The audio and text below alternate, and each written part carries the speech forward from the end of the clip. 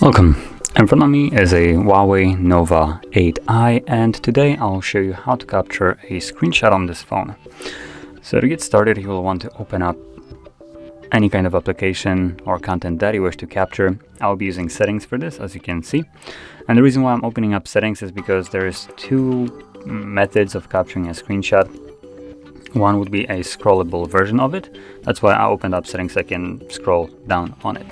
So anyway, from here, you want to simply hold power key and volume down, both of the keys at the same time. You'll get a sound along with this little quick guide right here, an image that you have captured. So swipe up to share and swipe down for scrollable. So I'm gonna swipe down. If I leave it like that, it's just gonna capture the entire screen like it did. But if I go with the scrollable one, come on, there we go. It's gonna start scrolling. Now, unfortunately, HUAWEI has one of the not the greatest scrollable screenshots. This one is a little bit slower than they usually are, but as you can see, they're kind of overshoot. See, we can. Does that make it longer? Nope, it just makes it worse. Okay, so as you can see, there is it basically starts scrolling the moment you tap on it. It stops it. So what I can advise you to do if you want to take a long version of your screenshot is overshoot it by quite some mark. As an example, I can do it right now.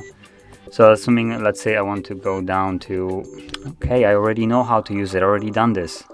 So assuming I do it like this, let's just say I want to stop at,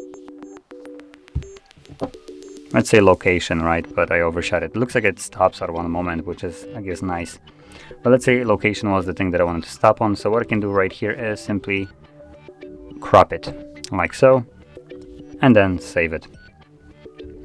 So anyway, all the screenshots that I have captured, scrollable one, non-scrollable one, basically all of them will be located in your gallery application. As you can see right here, a cluster of settings screenshots. So there is the cropped one, then there is non-cropped, and then there is the couple additional ones that I captured.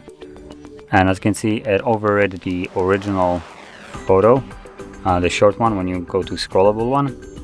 Some phones keep the original one and capture another one that is the long one. But anyway, there we go. There are all the screenshots that I have captured, and that is how you would do it. So if you found this very helpful, don't forget to hit like, subscribe, and thanks for watching.